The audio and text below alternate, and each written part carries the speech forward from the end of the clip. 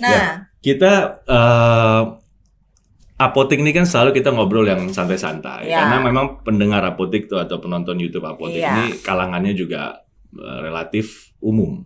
Jadi kalau kayak Bang Helmi Yahya itu kan kita tahu lah selalu ngomongin apa kami ini. sadar bahwasannya Abang pasti sudah sering diundang oleh podcast yang lebih senior-senior daripada kami dan lebih tanda kutip berbobot dan berat. Hari ini kalau diizinkan kami kepingin mengenal sedikit personality Abang. Kalau berkenan. Gitu. Iya. Jadi let's say kita mulai dari masa kecil. Abang tuh menghabiskan masa kecil di mana?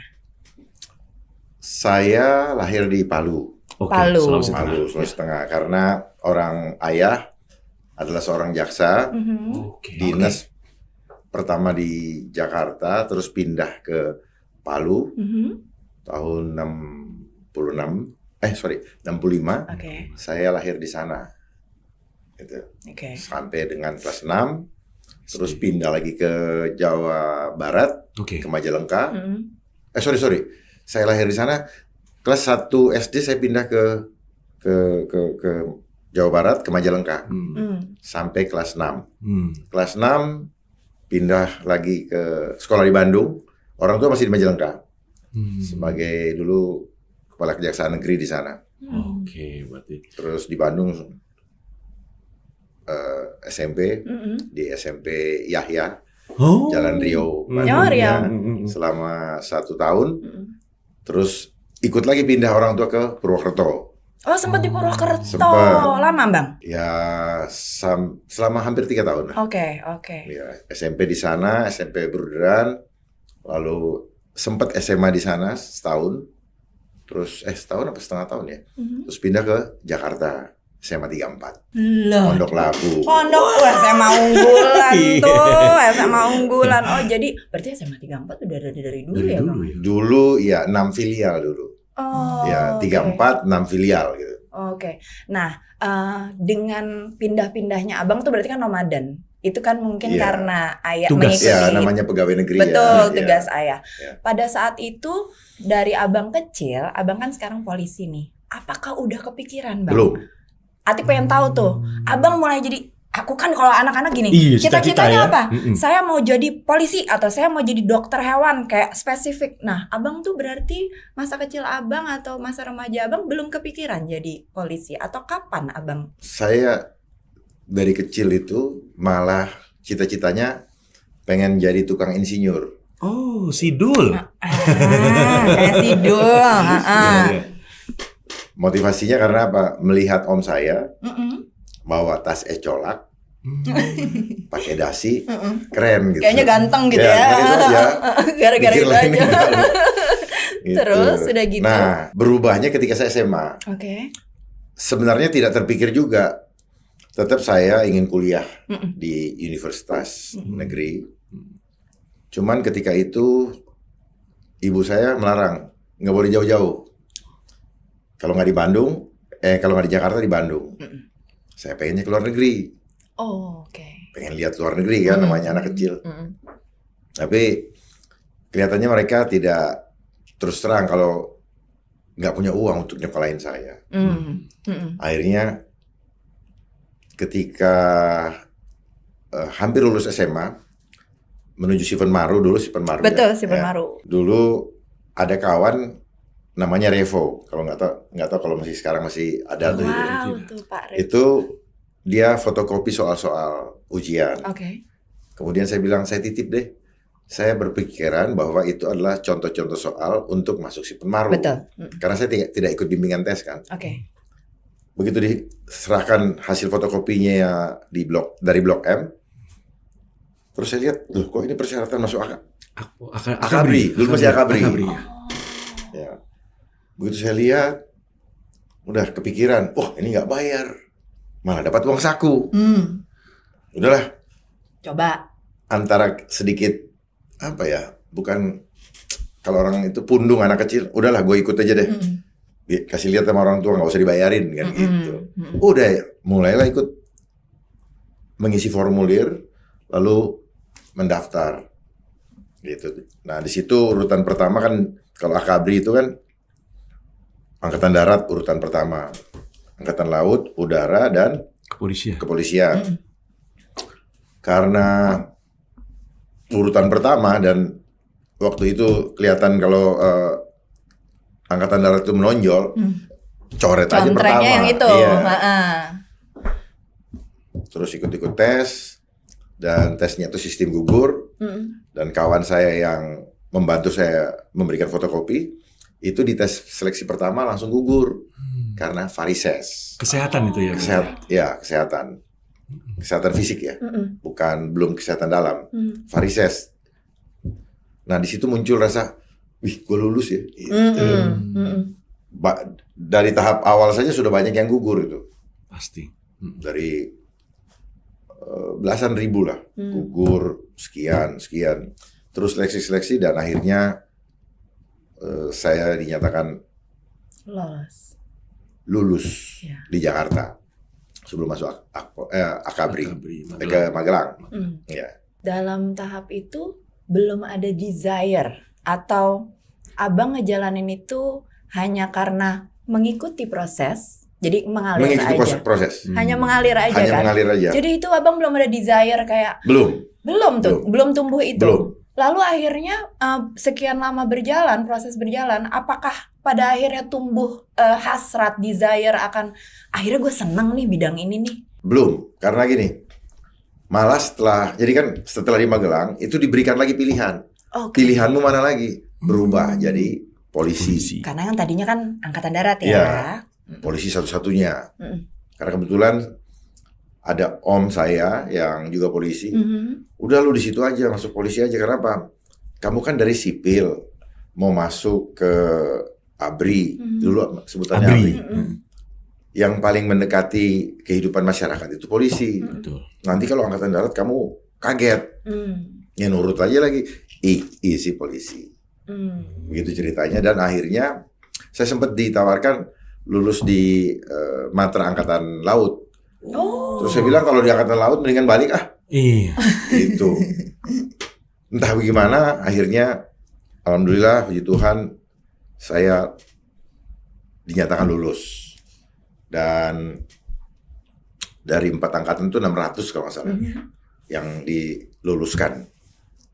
Ternyata nggak boleh pulang. Saya pikir setelah dinyatakan lulus boleh pulang dulu. Karena kan ke Magelang itu setelah kita masuk selama kurang lebih 2 bulan kalau nggak salah itu, kami tidak boleh berhubungan dengan dunia luar.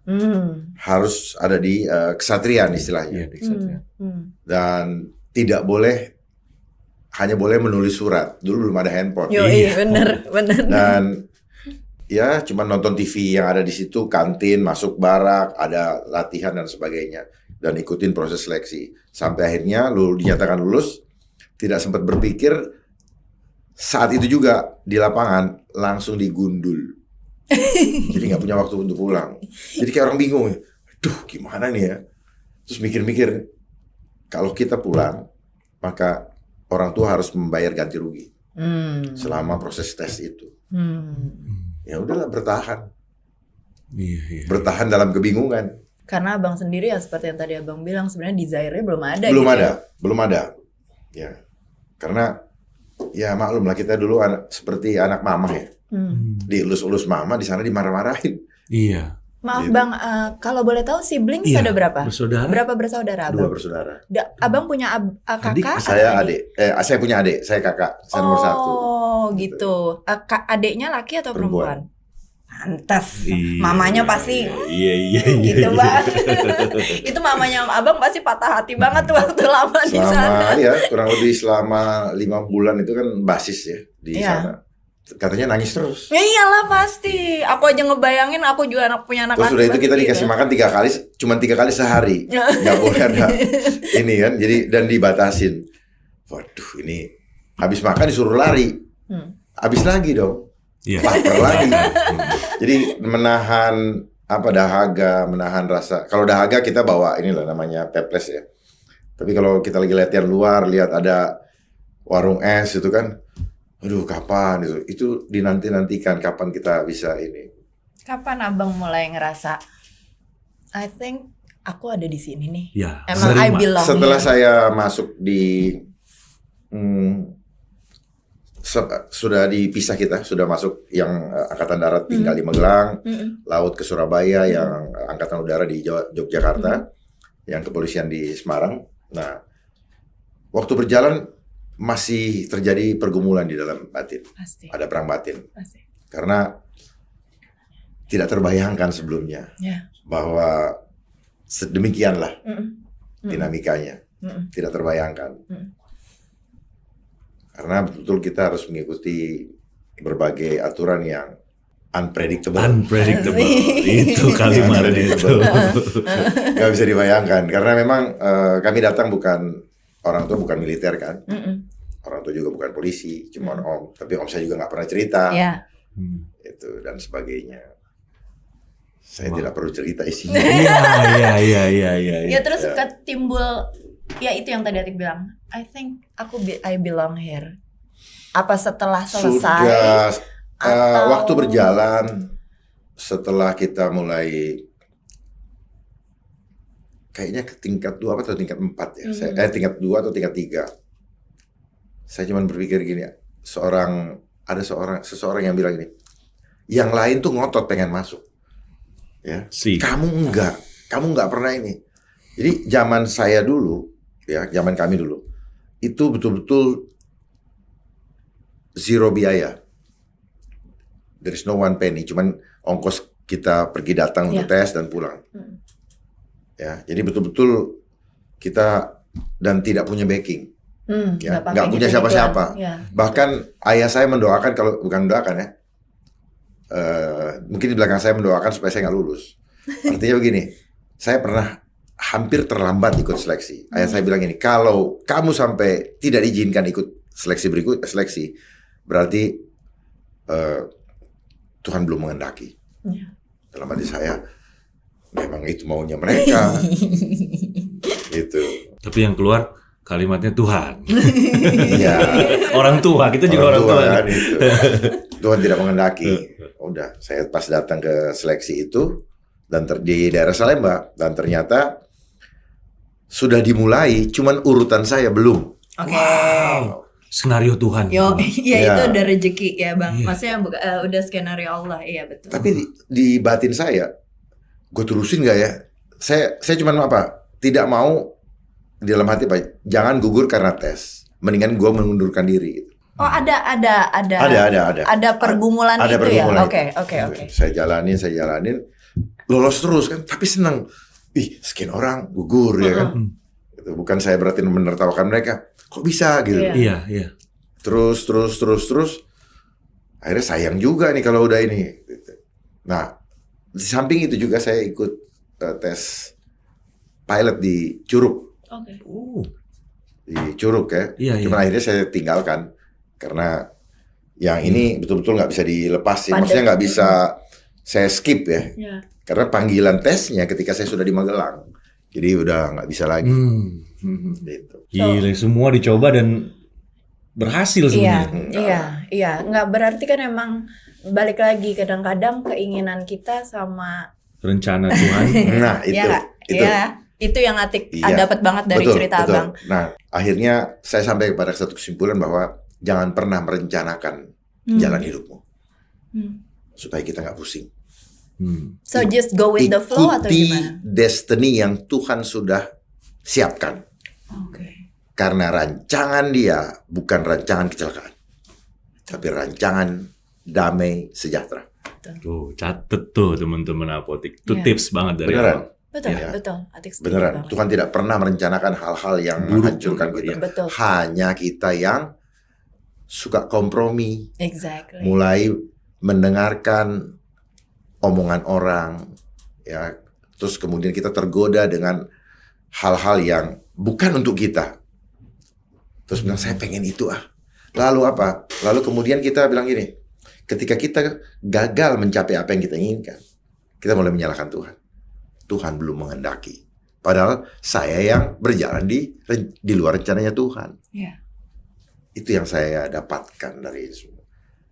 Gitu. Jadi jangan pusing dengan hidup ini. Iya. Ada satu hal yang menarik juga, Abang Dharma ini membuat sebuah buku, teman-teman Apotik. Indonesia di dalam Rekayasa Kehidupan. Ini buku bagus sekali untuk dibaca, terutama sama teman-teman Apotik yang punya concern atau peduli terhadap nasib bangsa kita ini ya. Indonesia loh ya Bang ya, ditekankan di situ sama Abang. Mungkin nanti kita akan bahas sedikit saripati dari kenapa Abang membuat buku itu dan tujuan Abang apa dari sekian halaman dari buku itu yang saripatinya yang mungkin bisa Abang sharing di ending nanti. Itu oke banget tuh Bang. Iya, karena kenapa? Karena kan Bang Dharma nih dikenal sebagai petinggi Polri. Yes. Petinggi polisi yang berani berbicara. Kalau Atik boleh tahu, memiliki integritas, Mami. Yes. Kita butuh loh Bang pemimpin yang memiliki integritas. Titik balik Abang kalau orang menganggap Abang dianggap berani bicara, itu titik balik Abang kalau Atik boleh tahu apa? Mungkin itu anggapan orang saja kalau saya berani. Iya. Sebenarnya kalau rekan-rekan atau saudara-saudara menyadari bahwa saya cuman mencoba berjalan di rel yang seharusnya kita jalani. Yang mana sistem justru menggiring kita keluar dari relnya. Jadi kalau kita back to nature, kembali ke fitrah, maka itulah yang seharusnya kita lakukan. Nah, persoalannya selama kita mengikuti sistem yang ada selama ini, kita justru dipaksa diseragamkan. Sehingga ketika kita mempunyai pemahaman, pemikiran yang tidak seragam, maka orang anggap itu berani. Karena tidak biasa. Sebenarnya ini hal-hal yang biasa saja. Cuman sudah tidak biasa dilakukan oleh kita. Misalnya contoh, ada sampah di sini, ada kertas atau apa. Banyak orang yang ya udah sampah. Kita ngambil, orang bilang oh luar biasa dia, padahal enggak, hal-hal yang biasa saja. Yang harusnya memang kita lakukan, tetapi kita sudah tidak mempunyai kesadaran terhadap itu, lalu kita mengikuti arus, kemudian kitalah yang tidak mengikuti arus, mulai dikatakan bahwa ini orang aneh, orang gila, orang berani. Sebenarnya tidak. Jadi kuncinya satu, kalau kita sudah memahami kebenaran, maka kebenaran itu sendiri yang akan memerdekakan kamu. Jadi kebenaran ini absolut ya Bang ya? Maksudnya? Absolut, jelas absolut. Karena kebenaran itu sendiri adalah ya Tuhan as well. Oke. Ya, jadi kita patut kembali kepada kebenaran yang hakiki, bukan kebenaran yang dalam tanda kutip kemauan banyak orang. Dibenarkan betul gitu Pak. Ya, pembenaran. Pembenaran. Well, it's getting hot in here. Coba tarik napas dalam-dalam ya. Tapi Adit yakin sama Jelantik di Apotik ini Bang Dharma meskipun udah gatel tapi berusaha untuk bisa menjabarkan dengan kalimat yang sangat sederhana. Kita bisa merasakan vibe itu. Iya. Benar. Karena lagi ngomong sama kita. Karena hostnya sederhana banget nih pemikirannya. Sederhana dalam arti kata masih bingung nih. Iya. Pelan-pelan banget. Takutnya nggak bisa di-digest juga. Bukan cuma sama kami tapi sama teman-teman Apotik. Gitu. Tadi Abang kita sempat berbicara masalah kita nih diseragamkan, penyeragaman. Sebenarnya dari kecil pun kita sebagai manusia Indonesia atau orang Indonesia ini kita sudah dikotakan atau sudah diseragamkan seperti itu ya. Dari sekolah loh Bang. Ya itu kan sistem. Ya. Sehingga dia sedang mempermainkan alam bawah sadar kita, subconscious kita. Ya. Sementara kita fitrahnya kita adalah ciptaan yang unik. Ya, betul. Tuhan tidak menciptakan kita seragam. Supaya kita apa? Kita bisa gathering, kita bergandengan tangan, gotong royong, tolong menolong, ya, sehingga saya tidak merasa lebih, Bapak juga tidak merasa lebih, karena ada kekurangan. Jadi kelebihan Mas Adit dan Mbak Jelantik saling absorbing. Ya. Nah, itulah yang membangun sifat jahat kepada kita selama ini tanpa kita sadari, dengan membangun konsep kompetisi. Di sekolah itu ya sebenarnya Pak. Justru itu nilai. Justru itu awal mula rusaknya kita. Tapi kita nggak sadari. Karena apa? Karena apa? Semua melewati itu. Jadi nggak ada yang salah kan kita berpikir gitu kan. Benar. Apalagi ketika itu usia 5 tahun. daya kognitif kita belum berkembang. Sehingga kita dicekokin apa? Karena anak 0 sampai 7 tahun itu adalah masa hipnosis. Di mana dia hanya merekam. Dia ngikutin, dan setelah dia umur 7 ke atas, dia tinggal repetition, mengulang-ulang. Makanya seorang anak Batak yang orang Batak ya, lahir di Jawa, ya akan hilang. Aksennya pun akan hilang karena repetition tadi. Nama boleh Batak. Itu contoh ya. Contoh. Nah itu orang Papua lahir di Jawa. Iya. Dia punya ini, attitude pun akan berbeda. Iya, nah itu. iya. Jadi manusia itu, kita ini kayak lahir tuh kayak gelas yang diisi.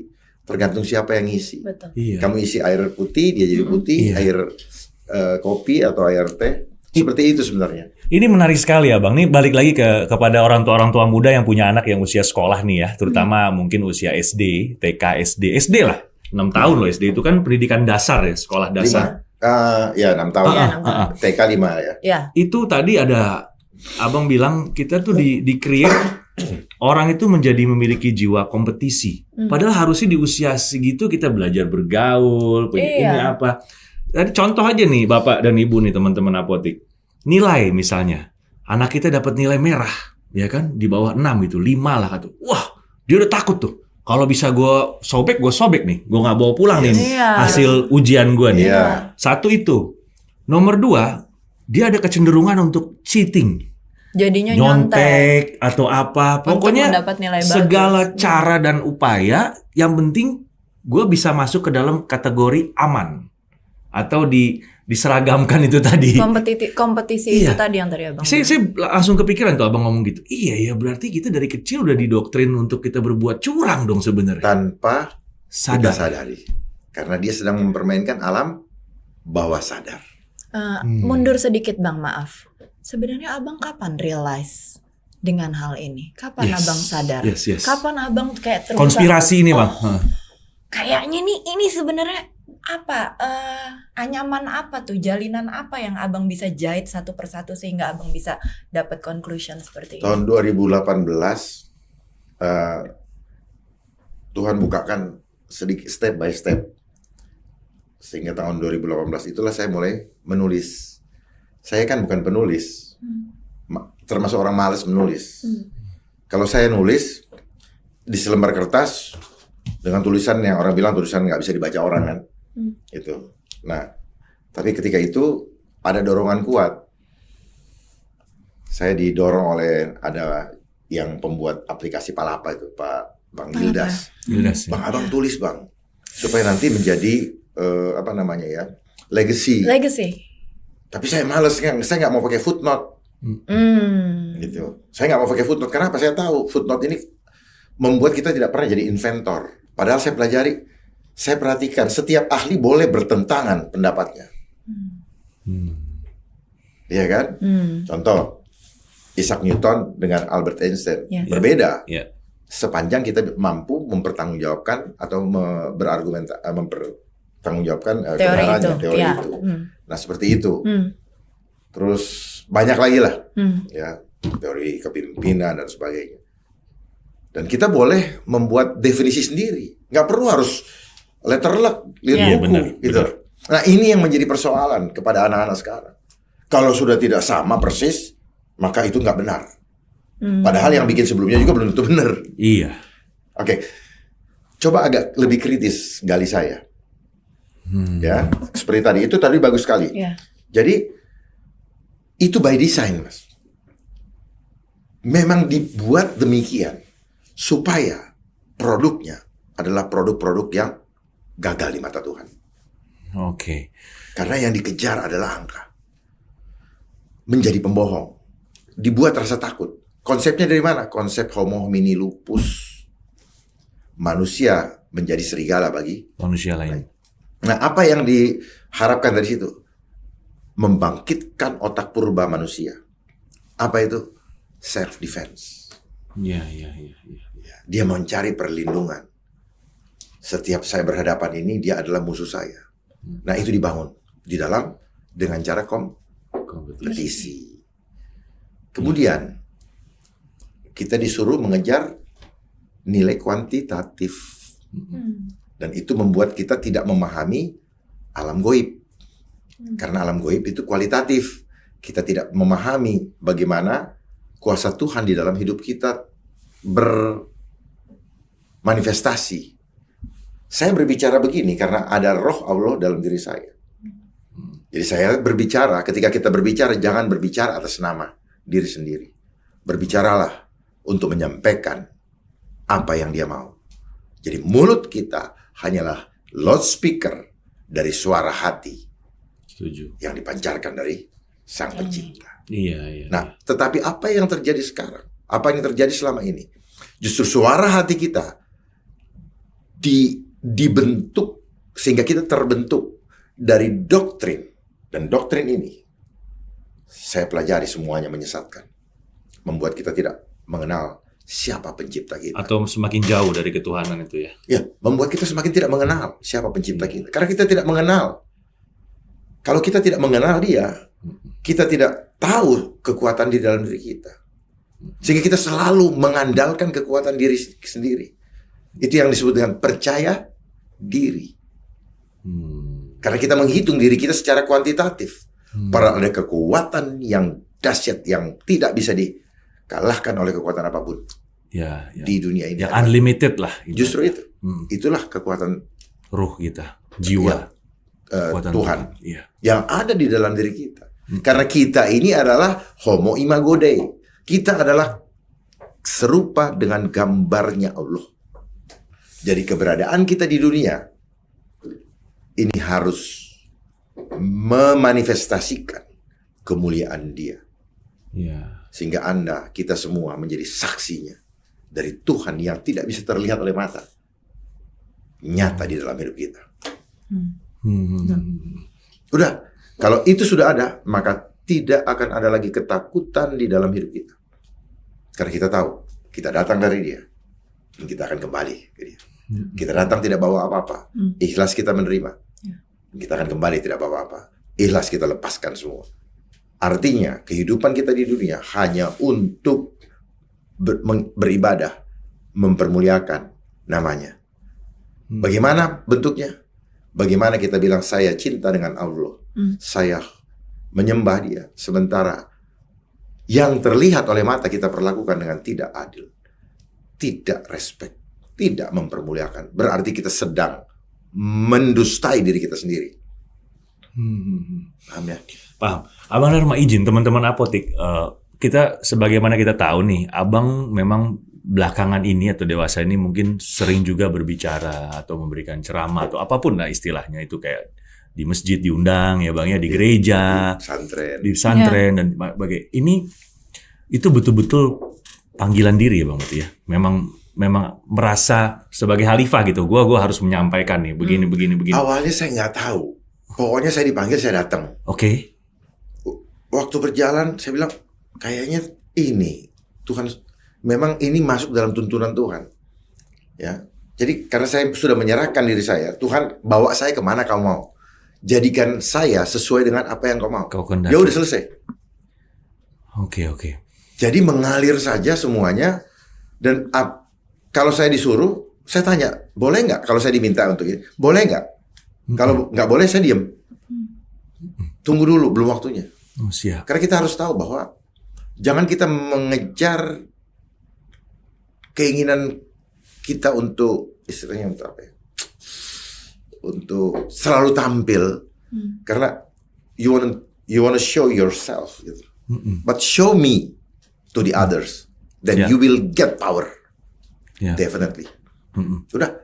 Kebalik lagi Bang, di tempat lain nih, podcast yang lain di senior tuh kita sudah sering, bahkan saya pun udah berkali-kali, puluhan kali saya mereview apa yang Abang juga kirim ke Aditya, apa kita pelajari terus, Jelanti juga pelajari. Ada yang kita pahami, ada yang mungkin kita juga kurang pahami, tapi Abang masih dalam masa jabatan. Yes. Mungkin setahun lagi atau 2 tahun lagi. Satu tahun 2 bulan, 3 bulan. Siap. Aditya sebagai orang yang cukup mengidolakan Bang Dharma personally nih, dan saya yakin teman-teman apotik di luar pasti sana juga pasti banyak. Kata idola. Apa jadi Bang? Korek Bang. Idol itu patung. Oh. Jadi kalau Maaf. idola jadi idolatry itu menyembah. Oh, Jadi siap. itu tapi kita terhipnotis dengan Indonesian Idol, American Idol. Nggak salah sebenarnya karena itu tidak disampaikan bahwa di situ ada sesuatu yang tidak bagus. Makanya perhatikan betapa banyak kita digiring untuk mengidolakan manusia. Ya. Sehingga kita lupa dengan siapa yang menciptakan. Ciptaan Iya. kita. Harusnya yang kita Yang idolakan hanyalah Dia. Jadi bahasa sederhananya harusnya apa nih, Iya. teman-teman apotek? Mengagumi gitu? apa nih, Bang? Mengagumi aja. Ya, Apa nih kalau misalnya nggak usah mengagumi lah. Ya, Panutan. iya boleh. Oke, Mungkin oke. tempat ya. jadi dapat ilmu baru tuh ya. Kita juga pengen tahu It's a nih, simple teman-teman thing, apotek tapi- juga pengen tahu. Mungkin abang ada rencana yang di ini. Ya bukan rencana, maksudnya kita tahu abang menjalani hidup, abang barusan cerita dengan rencana Tuhan. Tapi ada gambaran nggak abang setelah melewati masa jabatan abang nanti, apakah abang mungkin akan coba juga di keagamaan atau politik atau mungkin mau jadi pendeta atau apa? Iya, karena kita menanti juga loh. Karena ya Iya. kita semoga ada umur nih semua nih ya Iya. dari Tuhan ya, masih bisa update terus. Ini soal umur itu sepanjang tugas kita masih ada, maka umurmu ada. Tapi kalau sudah waktunya, sudah selesai tugas, balik. Makanya selama masih ada hayat di kandung badan, Yes. lakukan terus tugas Tuhan sampai Dia panggil kita. Nah, mengenai apa yang akan saya kerjakan, saya tidak akan berhenti sampai Dia panggil. Siap. Jadi bagi orang yang sudah menyerahkan perjalanan hidup dia tidak akan pernah merasa namanya pensiun. Pensiun itu kan karena seolah-olah dia ada di dalam suatu bidang pekerjaan khusus, nggak, rugi. Makanya mari kita sama-sama membangun hidup dengan nilai yang benar. Selama ini saya melihat banyak orang membangun hidup dengan nilai value yang salah. Bahwa kalau saya punya pangkat, jabatan, harta, baru saya punya value. Bahwa saya berarti. Begitu dia sudah mau mengakhiri masa jabatannya, sudah masuk ke masa pensiun, dia mulai stres. Kenapa? Dia power syndrome karena dia kehilangan arti. Karena value-nya beda. Ya. Kita sebenarnya apa? Kita ini adalah umat atau manusia-manusia yang berarti di mata Tuhan sejak kita lahir sampai kita dipanggil kembali. Jadi bangun diri kita, pemahaman itu bahwa kita ini berarti. Ya, Kalau kita dimuliakan. berarti, lakukan hal-hal berarti di dalam hidup. Paham. Jangan Dimuliakan. sia-siakan. Bukan sekedar ya pasti mulia, tapi respon kita akan berbeda. Gitu. Respek kita akan berbeda. Kalau misalnya gini, Mas Adit ditugaskan oleh Tuhan, tahu betul itu, maka respek Mas beda. Mas betul-betul setiap langkah, Mas jaga betul karena apa? Gue nggak mau kasih malu bosku. Gue nggak akan kurang ajar. Saya akan berpakaian sopan, rapi, rambut rapi, Ya. ya kan? Nggak akan selengean. Betul. Karena apa? Saya hormat sama bos saya. Nah, demikian pula kita kepada ini. Jadi kalau kita ketemu dengan orang lain, pandang dia, perlakukan dia seperti kita sedang melayani dia. Selesai. Wah, dapat tips. Nggak berat, nggak beban itu. Nah, cuman selama ini tidak dibangun itu. Gitu. Gua lu siapa? Ya, sekolah lu apa? Nah, ini sistem yang jahat. Kalau di bahasa hukum dibilang di dalam sistem ini sudah dibangun namanya mens rea. Sifat jahatnya dibangun di dalam diri kita. Seperti tadi, jadi bohong kan? Kenapa? Iya. Karena rasa takut kan? Tapi itu nggak di bawah alam sadar tuh, benar itu, Bang? Itu alam sadar. Iya. Itu alam sadar justru. Nggak ada yang ngajarin bohong, dia bohong kok. Dia mau bicara terus terang. Karena udah rasa dibilang, takut ya awalnya ya. takut. Dan takut adalah tanda manusia berdosa. Karena ketika zaman di Firdaus, Hawa makan buah koldi, saat itu mulai dia punya rasa takut. Karena dia melanggar. Karena dia melanggar perjanjiannya. Ya. Jangan kamu makan. Dia makan. Terus dia berkompromi, dia pasang telinga, digoda sama si iblis, Dajjal. Lalu dia berkompromi, makanya hati-hati dengan telingamu. Jangan biasakan dengar-dengar yang ngomong ini orangnya tulus apa tidak. Tanya Tuhan. Itu yang menjadi masalah di dalam hidup kita. Sehingga kita begitu ketakutan karena dengar dari orang yang tidak tidak menyampaikan dengan suara hati yang benar. Kita melihat dia ngomong, menyampaikan hal-hal yang tidak justru mempermuliakan Allah. Dan sekarang sedang terjadi. Sehingga orang ketakutan. Bicara rasa takut nih teman-teman apotek, ini langsung korelasinya sama Indonesia di dalam rekayasa kehidupan ini. Ini Bang. Ini makin panas ya. Aduh. Mau minum dulu, Abang minum dulu ya Bang ya.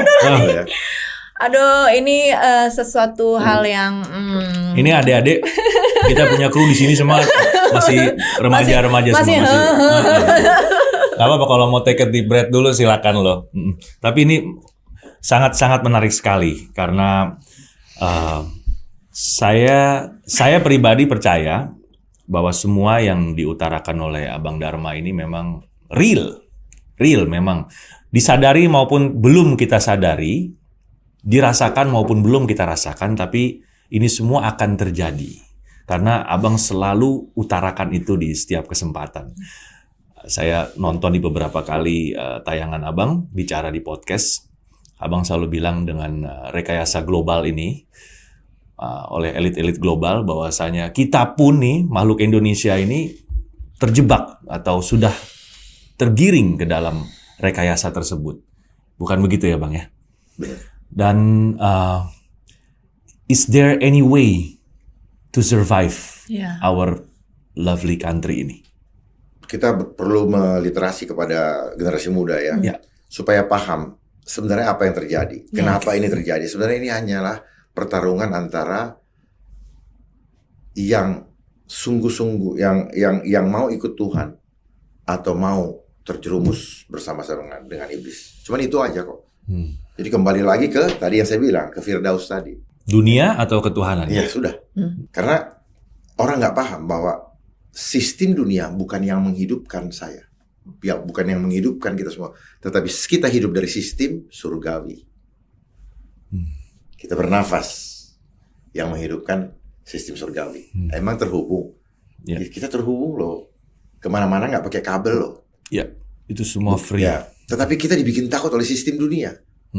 Alangkah bodohnya kita. Kita dibodoh-bodohi oleh sistem dunia. Iya. Padahal kita sekarang bernafas pakai sistem dari mana?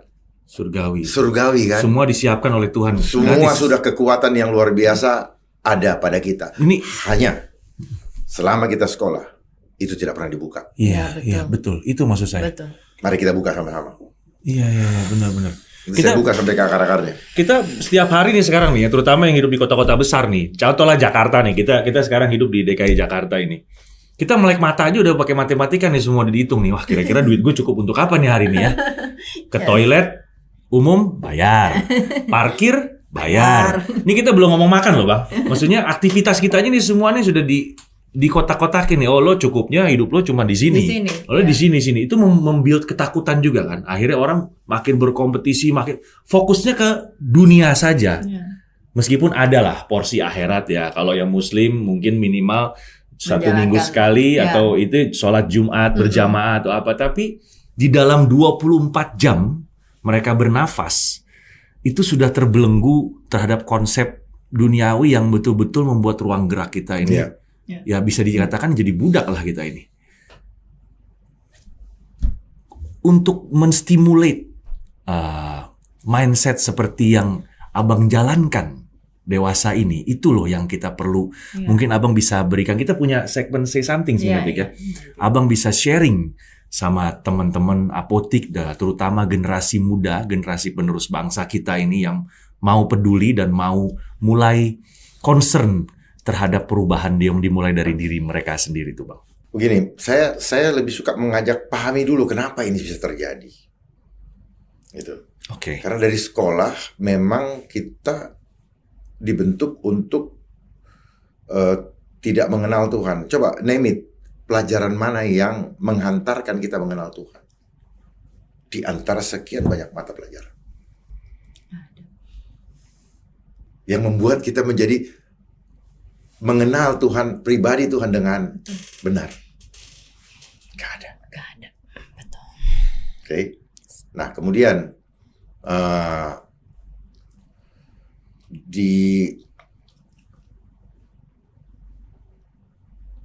di dalam pelajaran tersebut banyak sekali deception yang membuat kita seperti tadi memang digiring. Jadi kita semua ini korban dari sistem. Nah, kebetulan saya dibukakan oleh Tuhan, saya dapat banyak gift ya, hidayah. Ya, kalau di Nasrani dibilang hikmat. Saya harus bagikan for free supaya kita semua melek dan kita kembali ke fitrah kita. Jangan sampai kita dikotori oleh cara berpikir yang menyesatkan kita. Memang karena seragam fine kok. Pemikiran tadi fine-fine aja. Tapi apa itu tidak menyiksa diri? Itu kan menyiksa diri kita. Stres. Kita diintimidasi oleh angka. Tadi ada dibilang angka 6. Ya. Pertanyaannya kenapa selalu harus, siapa yang menentukan tuh nilai passing grade-nya 6? Kenapa nggak 5? Kenapa nggak 5? Iya. Kenapa 6? 5 udah merah tuh. Ya kenapa kan? SD itu 6 tahun? 6 tahun. 6 tahun. High school ada junior high, ada high school 6 tahun. Bagi mereka yang mungkin belum nyampe, dia akan bilang, oh cocokmologi. Enggak. Mereka itu bekerja dengan sandi. Makanya kita harus punya hidayah supaya mampu memecahkan sandi-sandi mereka. Kenapa ada kata sandi? Sebenarnya itu adalah cara untuk memecahkan simbol. Gitu. Enscript data sama aja lah. Iya. Nah, itu hidayah sebenarnya untuk bisa memecahkan itu. Kalau kita pakai logika nggak nyampe. Paham. Kenapa? Karena logika kita memang diprogram hanya segitu. Paham. Logika kita adalah logika textbook. Begitu diberikan yang out of the box, halu. Hebat ya mereka. Sudah mendesain kita. Kita ini terbentuk karena memang dibentuk. Dan guru-guru yang ngajarin kita, mereka juga korban. Korban dari apa? Mereka nggak tahu kebenaran dari yang mereka ajar. Mereka cuma dikasih kurikulum, hafalin ini, cekokin. Gitu. Karena saya banyak ketemu dengan guru. Ya memang gue juga nggak tahu bagaimana orang dia nggak kenal, misalnya dia nggak kenal dengan Newton, dengan Darwin, tapi dia ngajarin teori Darwin kan segala macam. Kenapa? Karena bulan depan dia berharap menerima angka juga, gaji. Nah, kapan dimulainya itu? Sejak 1903, Rockefeller Foundation merubah sistem edukasi atau mengintervensi lah.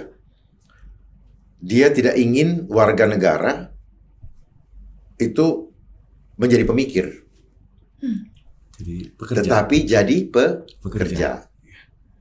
To be a labor. Jadi itu. Nah, untuk jadi pekerja, makanya mengikuti sistem yang sekarang. Kejar ijazah. Supaya nanti balik lagi melamar. Nah, untuk mendapatkan ijazah, orang tuamu harus keluar angka. Untuk mendapatkan angka lagi. Jadi si anak terbentuk seperti itu.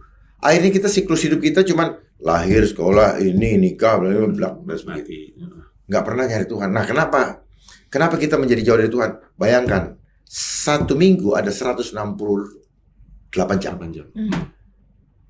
Kita sekolah, saya dulu Senin sampai Sabtu. Yang sekarang Senin sampai Jumat.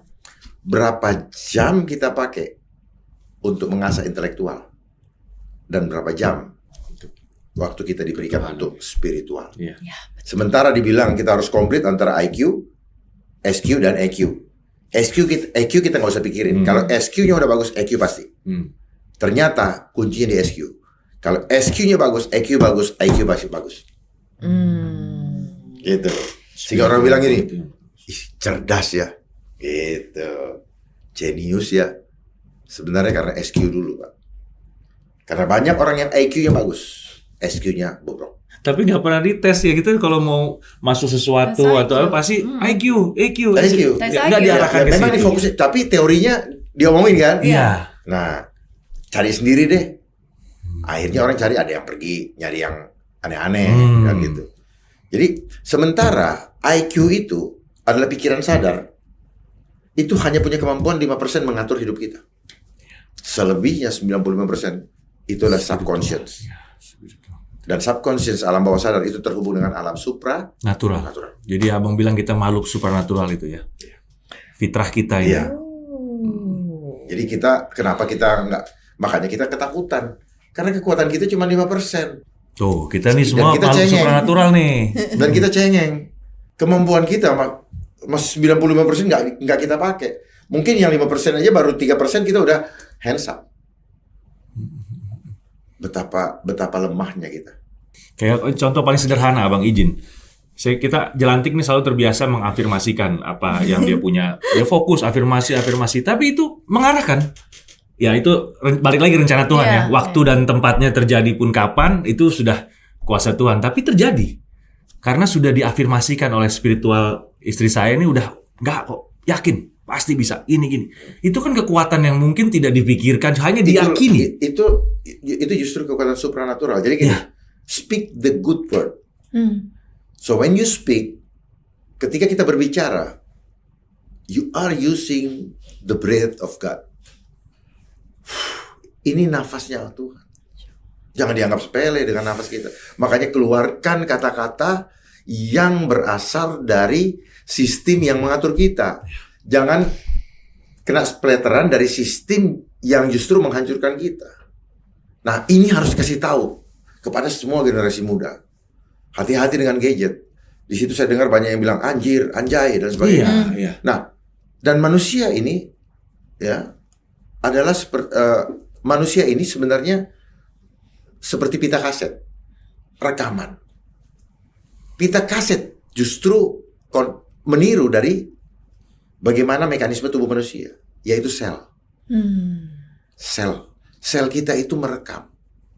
Dia mengumpulkan apa yang dia lihat dan dia dengar. Lalu dia mengolah apa yang lihat, dengar, terus dia menyajikan apa yang dia lihat. Lalu kita sebut itu sebagai pikiran.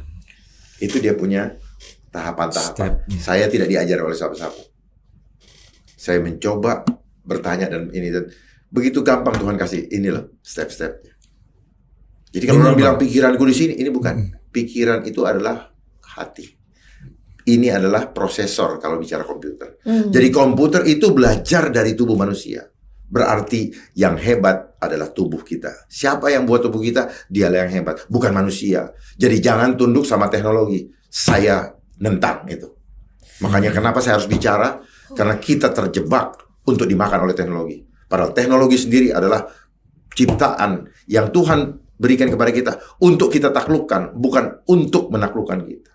Ya, itu maksudnya kita yang take control. Ya, tapi faktanya iya. Sekarang kita sedang diprogram untuk dikontrol lewat segala macam digitalisasi yang sekarang ramai disampaikan itu.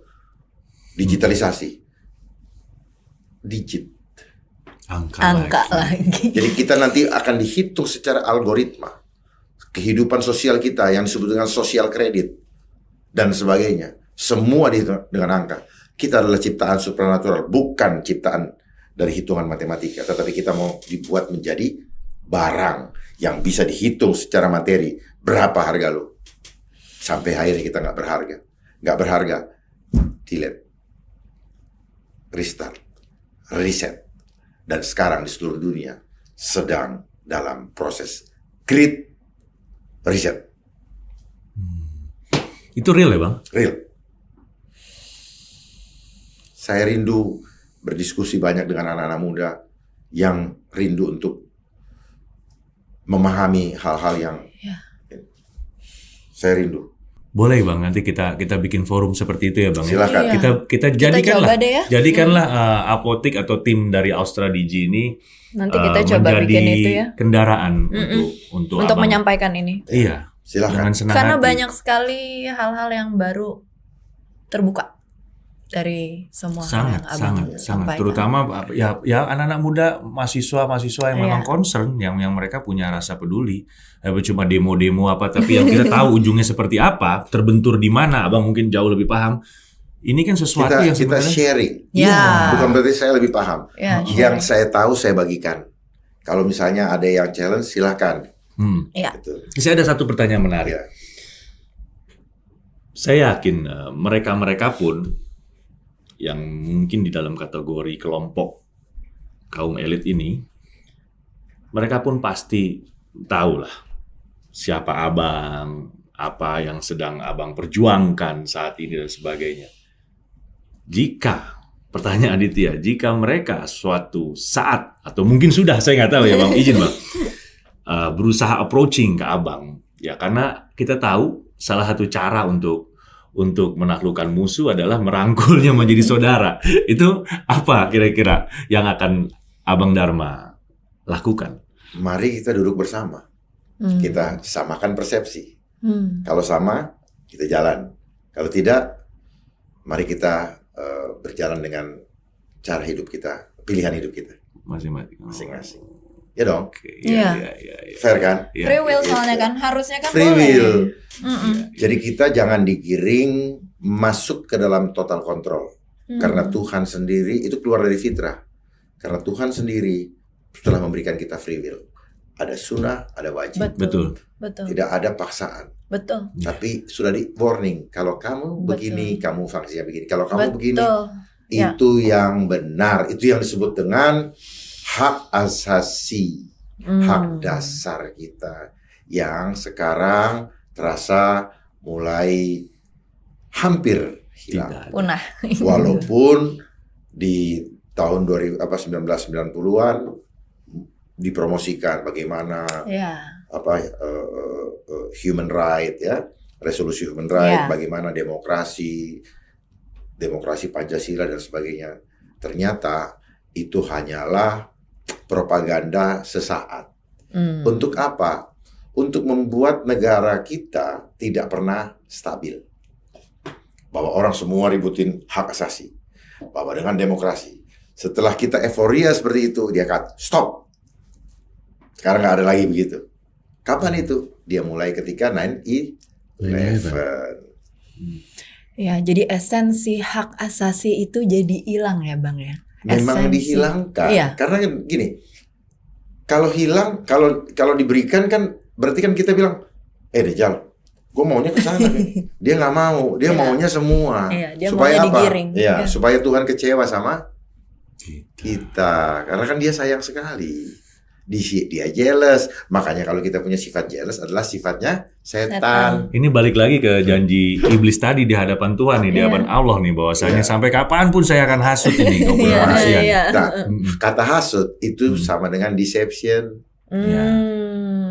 Itu entah itu dibilang ya mereka bicara hoax lah. Hoax itu kan keadaan terbalik. Dia bilang ini bagus untuk tubuhmu, sebenarnya ini untuk ini bagus untuk masa depanmu, ternyata menghancurkan kita. Jadi itu seperti itu sebenarnya. Karena dia datang sebagai juru selamat Ya. palsu. Makanya kata fake itu begitu menggema. Fake. Ya. Kata bully, ya sekarang banyak bully. Iya. Nah, kenapa anak-anak banyak yang merasa dibully terus langsung down? Karena itu tadi dia tidak mengenal bahwa dia ciptaan yang mulia, sehingga dia tidak mempertahankan kemuliaan yang ada yang Tuhan berikan. Karena di sekolah nggak diajarin begitu. Betul. Wow, sekolah sekian jam. Ini juga saya mau kritisi nih. Itu para pendidik tolong pikirkan ngapain sekolah sampai jam 4 sore? Nggak ada isinya kok. Ya, nggak ada isinya. Cuma ngabisin duit, ngabisin waktu, dan akhirnya tidak pernah punya waktu dia untuk menjadi manusia normal. Iya, Mau digiring jadi, apakah anak-anak itu mau digiring menjadi monster? Ya. Para guru bertanggung jawab. Saya beranikan diri, para guru siapapun juga bertanggung jawab terhadap masa depan bangsa atau kehancuran bangsa, manakala hal-hal seperti ini diteruskan. Saya siap untuk berdiskusi dengan kepala dingin demi kebaikan untuk anak-anak kita. Karena pada dasarnya bukan sekolah yang membuat anak-anak kita hidup, tapi penyertaan dan berkah dari Allah. Hari ini kita pikir tidak ada makanan, begitu dia bilang kun payakun, Jadi di meja ada. tidak ada. Nah, Betul. kemampuan iman tentang itu yang perlu dibangun, Diasah, betul. sehingga kita tidak menjadi budak dunia. Iya. Cukup dengan Karena kita bermodal. mengakui kita hamba Allah. Iya. Jadi kita hamba tidak boleh menghamba kepada dua Tuhan. Betul. Karena kalau seperti itu, maka kita menjadi tidak adil dan tidak setia. Betul? Setuju. Itu Pak. Wow. Pusing ya? Nggak Waktunya Nggak, habis ya? nggak pusing, cuman kayak setiap kata-kata kalimat abang aku butuh Banyak waktu sekali. untuk mendigest. Ya. Oke, ini apa ya? Ini maksudnya kemana ya? Gitu loh. Jadi Banyak memang- ruang-ruang terkunci yang dibuka kuncinya sama abang nih. Tlek, tlek, oh iya. Oh iya Tlek, ya. oh iya. Oh Ya iya kan? ya, Bener nggak? gitu Dari ya. tadi kan pasti kan, Iya. oh iya ya, oh iya. Itu banyak yang, ini ruang-ruang tertutup nih, yang selama ini belum ada jawabannya, tapi pertanyaannya aja bang. Nah ini ada satu cerita menarik nih dulu ketika saya balik lagi. Saya merasa nih gue lahir Islam, tapi kok gue ngerasa gue belum jadi Muslim atau mukmin sejati nih. Rencana Tuhan mengarahkan saya ke satu pesantren di daerah Jawa Timur ya. Ketemu dengan Pak Yai di sana, almarhum. Itu pertama kali Bang Dharma. Ini betul-betul ketuhanan persis seperti Abang bilang. Ya. Saya sebagai anak muda, anak sekolah nih SMA, dengan teman-teman, dengan senior, diem aja beliau masuk ke ruangan, duduk, dia nyalakan rokok, nggak lama dia ketawa sendiri. Kita bingung dong, loh kenapa ini? Lucu ya di sini. Sepi tapi kok rame. Itu kalimat pertama yang terucap. Saya inget banget, beliau udah almarhum. Jadi, saya langsung lihat-lihat sama teman-teman saya. Maksudnya apa nih? Oh, saya baru mudeng setelah beberapa waktu kemudian bahwasanya untuk manusia tertentu atau orang-orang yang mungkin sudah diberikan kemampuan atau dibukakan Hidayah oleh atau Tuhan, tadi, oleh ya. Allah, dia bisa merasakan vibration itu bahwasanya Atik diem tapi dia punya pertanyaan yang ingin ditanyakan ke saya apa. Jadi orangnya ada banyak, tapi semua diem, tapi sebenarnya dalam hati mereka semua punya pertanyaan bang, tapi tidak berani atau tidak bisa merangkai kalimatnya dengan baik, tidak bisa terucap karena kemampuan jiwa atau ini kita ruh kita ini kan sebenarnya terus keluar gitu, spark, tapi kadang mulut terkunci, tidak bisa lisan, tidak bisa atau tidak berani atau apapun lah istilahnya. Nah itu nyambung banget sama tadi waktu abang bilang masalah kemampuan kita ini sangat terbatas lah fisik kita ini, tapi jiwa kita ini itu 95% kalau kita mau gunakan itu sudah wow sekali gitu. Ini banyak sekali sebenarnya teman-teman apotik yang bisa kita kupas lebih dalam lagi sama Bang Dharma Pongrekun. Nah, mungkin kalau abang berkenan kita bisa ciptakan satu kesempatan lagi, ya, kita konsepkan. Ngobrol santai. Gitu. Iya, kita bisa konsepkan. Mungkin kita bisa undang lagi siapa yang punya pemahaman yang berbeda mungkin, yang mau berdebat dengan abang, dengan teman-teman apotek. Jangan berdebat, Sharing ya. dengan abang kita ada apa. Tapi kita punya satu segmen bang di setiap episodenya apotik yaitu Say Something. Nah ini hak abang untuk bicara. Abang mau sampaikan apapun kepada siapapun, waktu dan tempat kami persilahkan abang. Oke. Baik sahabat-sahabat yang terkasih, om, tante, kakak, adik, saya ingin sharing sedikit, bukan sharing ya, saya ingin menyampaikan isi hati saya. Yang perlu kita pegang adalah jangan mengejar dunia. Untuk apa kita memiliki seluruh isi dunia ini, tapi jiwa kita binasa. Ingat itu, waktunya tidak akan lama. Usia kita di dunia antara usia biologis dengan usia kehidupan itu ada di tangan Tuhan. Dia tidak inline, dia tidak sejalan. Jadi mulailah tinggalkan cara berhitung kuantitatif.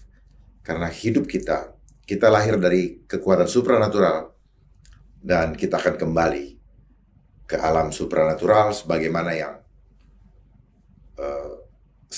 keberadaan kita selama ini. Dan hidup kita bukan ditentukan oleh sistem dunia, tetapi oleh sistem surgawi. Sampai jumpa, Tuhan memberkati. Shalom, Assalamualaikum warahmatullahi wabarakatuh. Om Santi Santi Om. Namo Buddhaya, salam Pancasila. Selamat menghadapi tahun baru 2023 yang penuh dengan dinamika. Perkuat iman, karena tanpa iman dan tanpa berjalan bersama Tuhan, apapun yang kita rencanakan sia-sia. Oke, thank you Abang buat Terima kasih waktunya. banyak. Saya terima kasih banyak. Rasanya kurang waktu kita kalau ngobrol. Kurang terus. Mm-mm. Satu hal yang Atik boleh sampaikan ke Abang, Atik kagum sekali sama keyakinan Abang. Hakul yakin Abang terhadap Allah. Itu Masya Allah buat saya dari tadi semua kata-kata Abang deep buat saya. Iya. But I have to take process dengan hari ini, insya Allah akan saya bawa proses. Digest pelan-pelan. Ya karena memang itulah hakikat kita hidup. Ya. Hanya untuk menampakkan dia kepada manusia di dunia bahwa dia, karena kita ada, kita ada menunjukkan karena dia ada. Ya. Pahami itu. Sehingga kemanapun kita pergi, kita tahu bahwa dia ada. Tafakur. Kehadiran kita di dunia hanya untuk menunjukkan bahwa dia eksis. Yes. Wow. Rasakan itu. Ketika kita menjalankan tugas dari dia, dia yang bertanggung jawab tentang semuanya. Wow. Nggak, ini. Amin. Amin. Wow. Insya Allah. Amin ya Rabbal Amin.